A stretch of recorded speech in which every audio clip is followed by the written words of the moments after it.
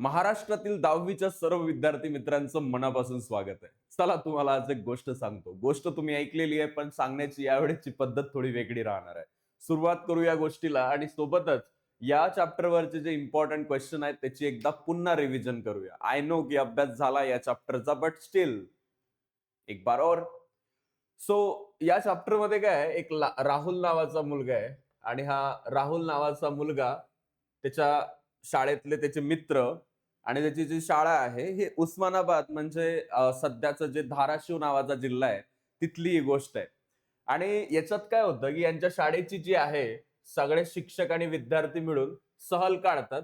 उस्मानाबाद मधील नळदुर्ग नावाचा जो किल्ला आहे तिथून तर रायगड जिल्ह्यातील जे अलिबाग नावाचं ठिकाण आहे तिथपर्यंत यांची क्षेत्रभेट जाते.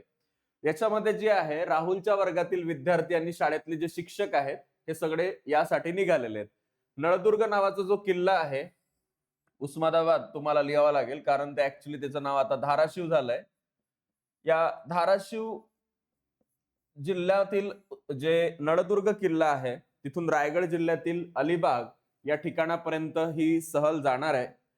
या प्रवासासाठी शाळेनं एसटी ची व्यवस्था केलेली आहे, बसची व्यवस्था केलेली आहे आणि जी महाराष्ट्र जे आपलं मंडळ आहे त्याची बस आहे. त्याचबरोबर क्षेत्रभेटीचं नियोजन राहुल आणि त्याच्या मित्रांनी शिक्षकाच्या मार्गदर्शनानुसार केलेलं आहे. आपल्या शाळेमध्ये सहल जाते तेव्हा आपण असंच करत असतो. आपल्याला खूप एक्साइटमेंट असते. कॉलेजमधले तुम्ही जर शाळेमधले जर ऍक्टिव्ह व्यक्ती असाल तर मग तर काय विचारायचीच गोष्ट नाही.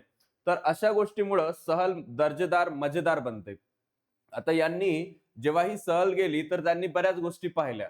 तिथली भूरचना पाहिली की जमिनीचा चढ उतार कसा आहे, कुठं हिरवळ आहे, कुठं झुडपं आहे, कुठं डोंगर आहे, कुठं कोरडे जमीन आहे, हे सगळ्या गोष्टी त्यांनी पाहिल्या. त्यांनी तिची मृदा पाहिली की जमीन कशी आहे, ह्या सगळ्या गोष्टीचं ऑब्झर्वेशन तिकडे झालंय. त्यानंतर हे काय आहे याला आपण काय म्हणतो, याला आपण म्हणतो वनस्पती. तिकडल्या वनस्पतीमध्ये काय काय बदल झाले म्हणजे नळदुर्ग पासून निघाल्यानंतर कोकणापर्यंत पोहोचताना वनस्पतीत कोणकोणते चेंजेस झालेत आणि शेवटी ही जी रचना आहे कशाची रचना वस्तीची, ह्या वस्तीमध्ये पण कसे बदल झाले आणि ते होताना त्यांना दिसले याबद्दलही या सगळ्या गोष्टीचं यांच्या क्लासमधल्या सर्व विद्यार्थ्यांनी डिटेल अनालिसिस केलेलं आहे. हा मॅप आहे. उस्मानाबाद जिल्ह्यातील नळदुर्ग हा किल्ला, इथून त्यांची सहल निघाली. सोलापूरला गेले. सोलापूरवरून उजनी जलाशय पाहला इंदापूरचा. इंदापूरवरून निघाले उरडी कांचनकडे. उरडी कांचनवरून हडपसरला आले. हडपसर वरून ते सिंहगडाला गेले. सिंहगडावरून ते पुण्याला गेले. पुण्यावरून ते लोणावळ्याला गेले. त्यानंतर खोपोलीला गेले आणि त्यानंतर अलिबागला गेले. अशा प्रकारचा एक त्यांनी जो आहे या ठिकाणी मार्गक्रमण केलेलं आहे. आणि या सगळ्या गोष्टी होत असताना यांचं कॉन्व्हर्सेशनही या चॅप्टर मध्ये चालू राहतं. जसं इथं एक गोष्ट तुम्हाला महत्वाची आहे, एकदा त्याची रिव्हिजन व्हायला आवश्यक होती की क्षेत्रभेटीला आपण जेव्हा जातो तेव्हा आपण वैयक्तिक आणि क्षेत्रभेटीसाठी कोणकोणतं सामान घेतलं पाहिजे. आपण आपली बॅग घेतली पाहिजे, ठीक आहे. त्याचबरोबर वॉटर बॉटल, पाण्याची बाटली. त्यानंतर यामध्ये कॅमेरा हा नावाचा प्रकार फोनमध्येच असतो आजकाल, हे बायनॅक्युलर्स आहेत. त्याचबरोबर याच्यामध्ये वही, पेन, पेन्सिलचा तुम्ही उपयोग करू शकता काही महत्वाच्या नोंदी लिहिण्यासाठी. तुम्ही तुमची टोपी सोबत घेऊ शकता. त्याचबरोबर होका यंत्राचा वापर, फर्स्ट एड बॉक्स, प्रथमोपचार पेटीचा वापर आणि एक नकाशा तुमच्याकडे असणं आवश्यक असतं कोणत्याही क्षेत्रभेटीला आपण जेव्हा जातो त्यावेळेस. त्यानंतर यांची सहल निघते. दिवस पहिला सकाळी 6 वाजता नळदुर्ग वरून सोलापूरकडे हे लोक निघतात आणि सोलापूर जवळ सकाळची न्याहारी वगैरे त्यांची होते, नाश्ता हे ते सगळं होतं आणि सिंहगडावर जेवण करून ते लोक प्रवासाला सुरुवात करतात. सॉरी टू से, मी तुम्हाला सगळ्या क्लिप्स याच्यातला दाखवून देतो, but I don't want to waste your time actually. ठीक आहे. भूरचना, जलाशय, वनस्पती, मृदा, शेतीवर हे लोक बोलतात. त्यानंतर इथं त्यांचे मग एकमेकांसोबत बातचीत चालू होते. नळदुर्ग मधील त्यांना नरमादी नावाचा धबधबाही दिसतो.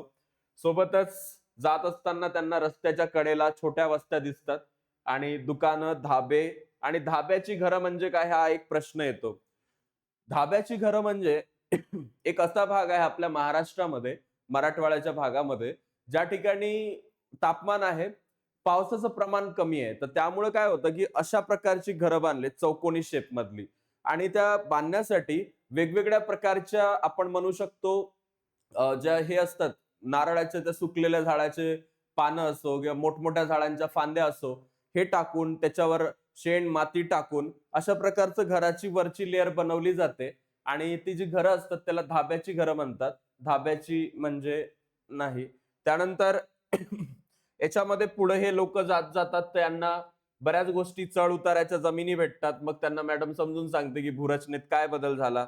त्यानंतर ते लोक अशा भागातून आता जात आहेत जिथं जमीन जी आहे ती वाळल्या प्रकारची जी आहे. ते सोलापूरला पोहोचतात.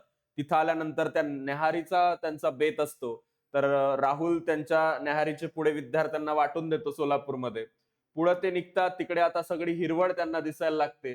कारण ते आता अशा भागात गेलेले असतात जिकडे पावसाचं पाण्याचं प्रमाण चांगल्या पद्धतीचं आहे. पुण्याच्या रोडनं ते आता निघालेले आहेत. मधात त्यांना उजनी जलाशय लागतो. बऱ्याच प्रकारची हॉटेल्स दिसतात. सिंहगडाला ते पोहोचतात. सिंहगडाला गेल्यानंतर त्यांना तिथं बऱ्याच गोष्टी सोबतही ते घेतात, की हे वड पिंपळाच्या झाडांचं प्रमाण त्यांना जास्त दिसतं. त्याचबरोबर तिथं गेल्यावर काही गोष्टींबद्दल, गडाबद्दल माहिती मिळवण्याच्या संबंधित ते बोलतात. आणि वहिदा तिथं काही प्रश्न विचारते. सोबतच तिथं ते जेवणाचा कार्यक्रमही करतात.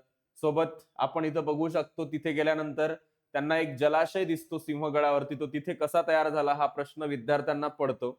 आणि ह्या सर्व गोष्टी ज्या आहे यांच्यासोबत या प्रवासादरम्यान ज्या आहेत त्या घडत असतात. आता या गोष्टीमधून आपल्याला एक गोष्ट समजते, की यातल्या कामाच्या गोष्टी कोणत्या आहेत त्या समजून घेणं.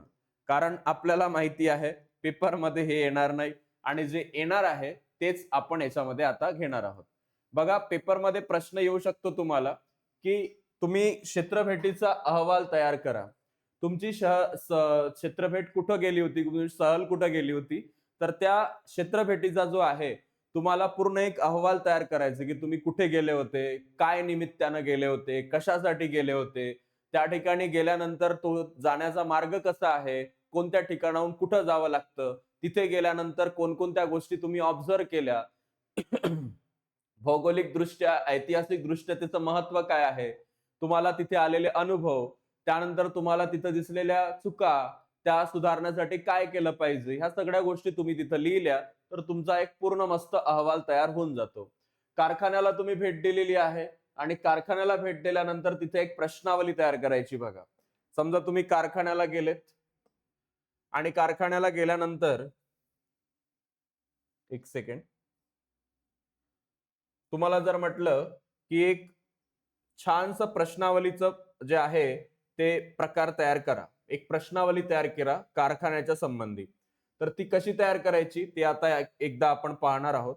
तुम्ही एका कारखान्याला समजा भेट दिली आहे. हो बेटा, ओपन हो.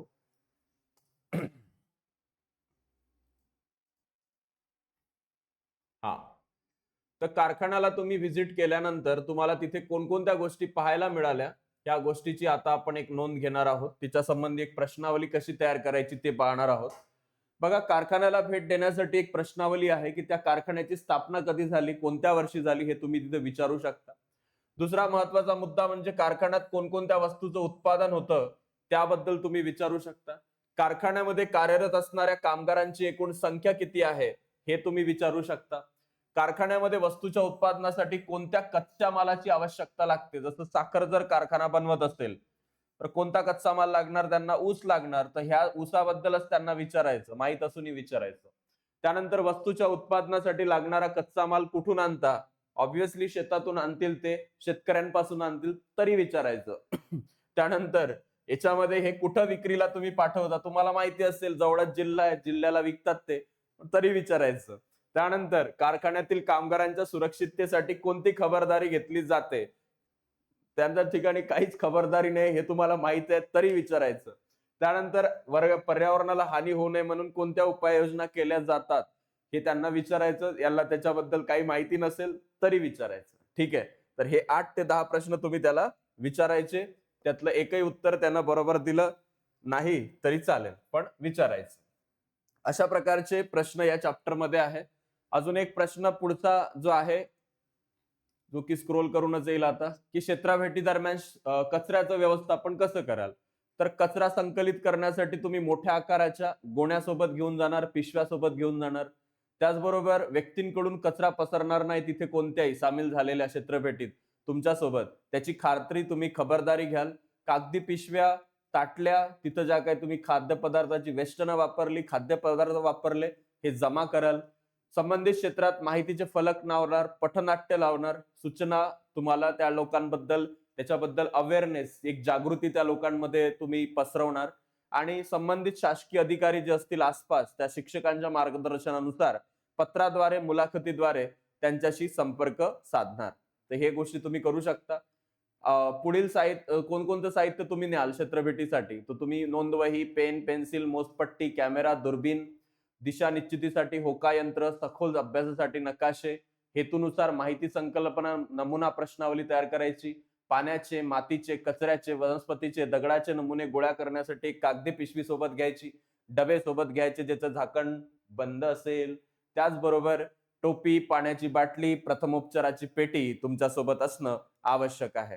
आणि अतिशय शेवटचा महत्वाचा प्रश्न जो लास्ट इयर विचारलाही होता, की क्षेत्रभेटीची आवश्यकता स्पष्ट करा. का आवश्यकता, का गरज आहे क्षेत्रभेट करण्याची? तर भौगोलिक संकल्पनांचा अभ्यास होतो, घटकांचा अभ्यास होतो, प्रक्रिया प्रत्यक्ष अनुभवता येतात, मानव पर्यावरण यातील सहसंबंध समजून घेता येतो, क्षेत्रभेटीद्वारे निवडलेल्या क्षेत्रातील सामाजिक, आर्थिक, ऐतिहासिक, सांस्कृतिक परिस्थितीचा अभ्यास करता येतो, क्षेत्रभेटीद्वारे भूगोलाचा अभ्यास अधिक रंजक होतो आणि ज्ञानाच्या उपाययोजनेला चालना दिली जाते. तर अशा प्रकारे क्षेत्रभेटीची आवश्यकता इथे स्पष्ट केलेली आहे. Thank you so much students. हा चॅप्टर तुम्ही पाहला, त्याचं पूर्ण एकदा रिव्हिजन केलं. पुढच्या क्लासमध्ये आपण भेटूया. तोपर्यंत हॅव अ ग्रेट डे.